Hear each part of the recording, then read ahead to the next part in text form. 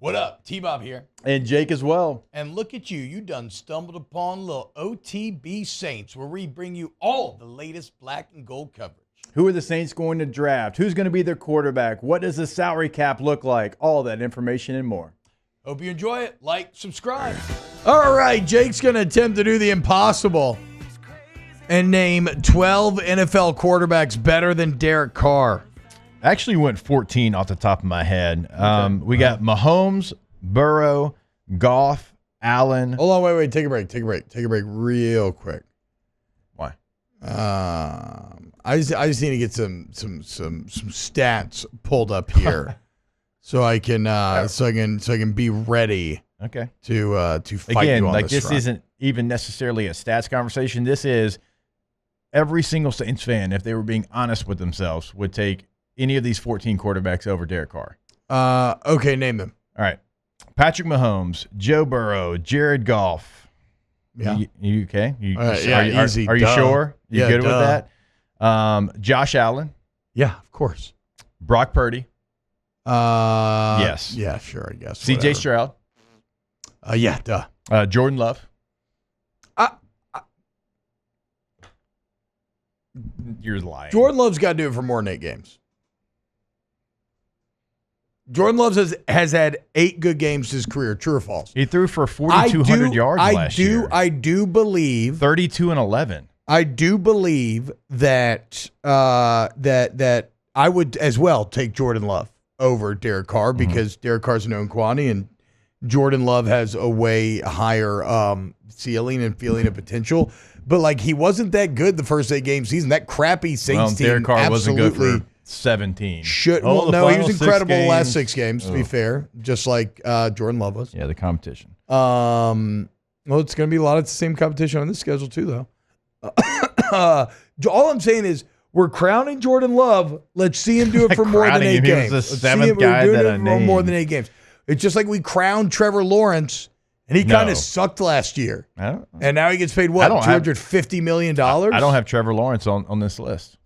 Yeah, because he's not. You don't have Trevor Lawrence being better than Derek Just Carr? because I wrote 14 names before I had to even pull anything up, so I didn't feel like I needed to go Trevor Lawrence. Okay, keep going. Because I got Matthew Stafford, Lamar Jackson, Dak Prescott, Tua Tagovailoa, Jalen Hurts, Justin Herbert, and Kirk Thuggins. It's 14? That's 14. I didn't even mention Trevor Lawrence, Baker Mayfield. My balls are going to be in. They're going to be sweating it a little bit, I guess.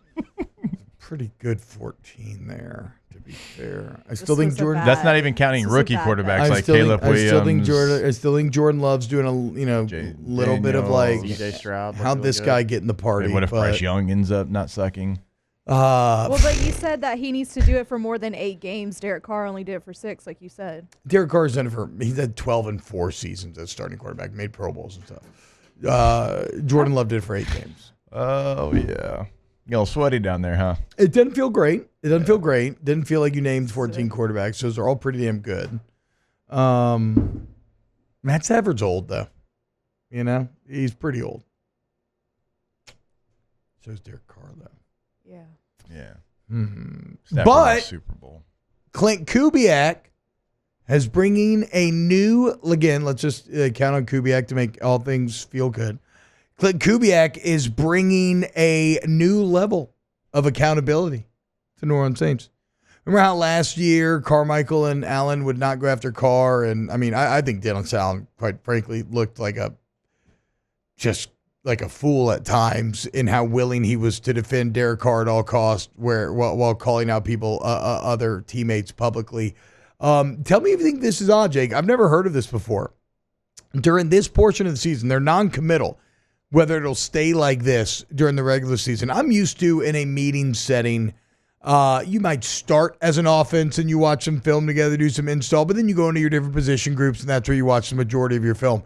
The Saints this summer have been watching their film all together, the entirety of the offense. And not at all breaking into different. Not at all breaking, according to what I've read. They're not really going to stay in that.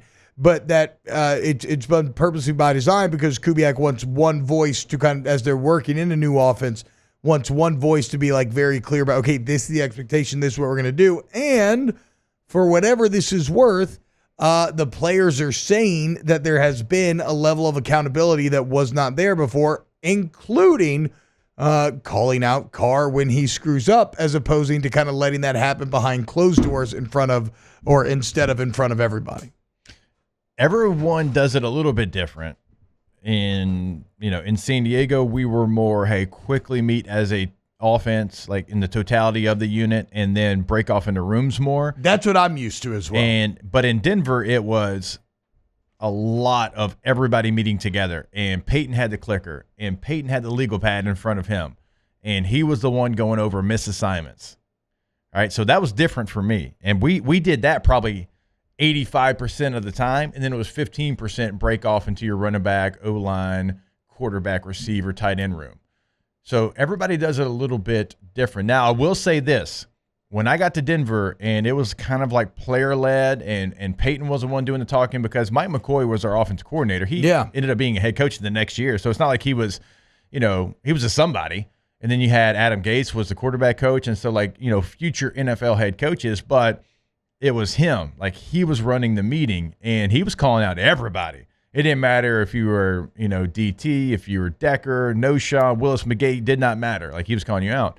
And that did lead to, you really making sure that you knew your assignment because you didn't want to get called out in that meeting. Now, Peyton messed up one time, and No-Shaw let him know as well. But, it did kind of change the dynamic because it wasn't just a coach up there. It was a Hall of Famer up there who was leading this meeting. I wonder how much of that they're doing as well, how much player voice they have in those meetings, because it does change the dynamic. It seems like in this, the Nick Underhill piece makes it seems like it is Kubiak.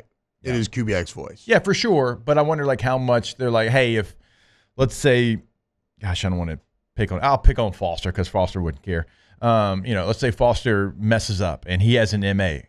How much is Derek Carr, because they know each other, they've played in two different spots. Hey, Foster, we need you to do this on this.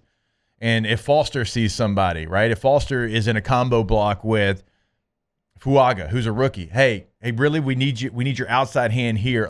Small little things where you're not calling somebody out, but you're also holding each other accountable. So Foster's actually quoted in the article. We go, saying, quote, and again, New Orleans and football, sign up, guys.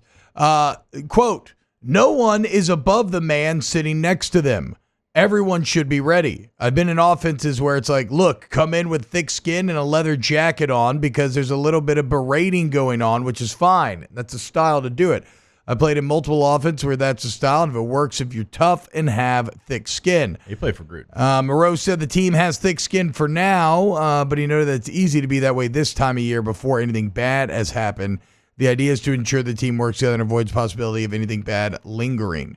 Also, at the beginning of the piece, it says 42 players file in the room, and they take their seats. They might sit in groups alongside those who do the same job as them, but there are no official classifications or separations like there used to be in this setting.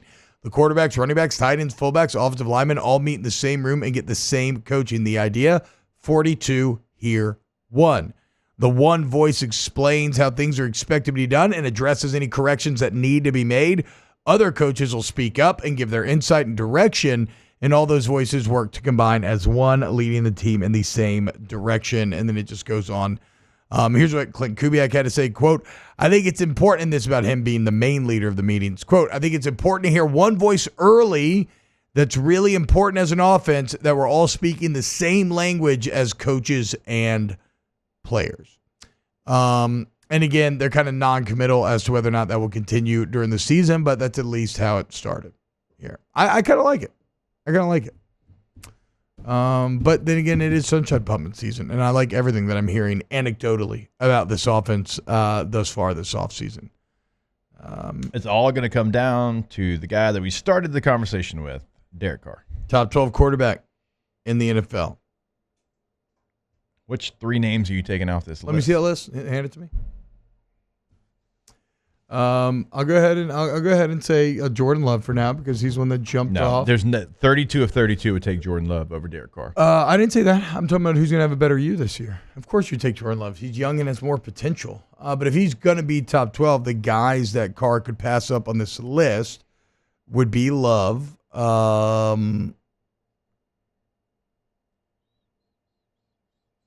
Jalen Hurts, it's a big year for him. I would not take him off this list, but it's a big year for him. Matt Stafford, you always got to worry about the age thing maybe coming into play.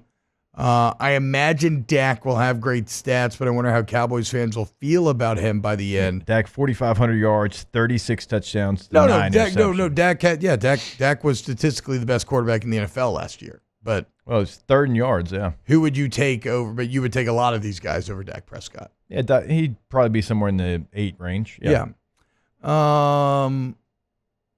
Kirk Thuggins coming off the Achilles. Still a lot to prove there. Get out of here. Okay. We're seeing, dude, coming off the Achilles. We'll see, man. He almost had more touchdown passes than Derek Carr in 8 games. Yeah, Pete Carmichael did. And C.J. Stroud, you ever heard of a sophomore slump? I mean, I don't want to be the one to say it, but, You pick up a Pro Bowl Stephon Diggs, and, you're going to be worse in year 2. Yeah. You're also so. the person who, every time we have this conversation, what do you say? The jump from year 1 to year 2 is the biggest jump that you make? Not always as a quarterback in the NFL. I mean, is that true or false? You always say that, though. True or false? That was my experience as a player in college, and generally that is in college. It's not always the case in the NFL where you suddenly have these expert minds using a year of film on you, and you're already as physically developed as you're going to get in a lot of times, whereas in college you're still like growing and everything else. I mean, Brock Purdy kind of sucks, dude. I agree, Cam Newton. Yeah, so 4,200 yards, 31 touchdowns. Terrible. 9.6 yards an attempt, which I think led the NFL. It's all right. 70% completion percentage. That's awful. Yeah, Bad it's year. not that good. Derek Carr was 7.1 yards per attempt. Yeah, so Pete Carmichael 2.5 sucks, yards. dude, I don't know what to tell you. More. Pete Carmichael sucks. I mean, Tua led the NFL in passing yards. Yeah, it might be 10. I'm not sure about Tua either. Give me So this. there's a few guys I could get rid of. You can't even. There's a few guys I get rid of. You can't even BS your way through this. No, I can't. You can't. Okay. Like even Trevor Lawrence, who I didn't even mention on this list. Like I don't personally think a lot of Trevor Lawrence, but there's a lot of people that would value peak Trevor Lawrence over peak Derek Carr. Yeah. Again, younger and probably has more potential. But we're talking about being better this year. See, I didn't even mention like Kyler Murray.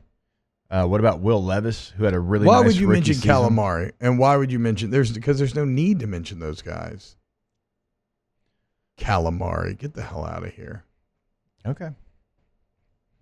So you're saying you would take Derek Carr over Kyler Murray and Will Levis?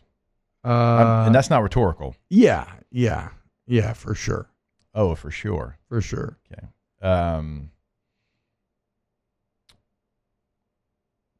ESPN's so obsessed with QBR, they just won't even do like traditional quarterback rankings on their website anymore. You're looking for one metric. Are you kidding me?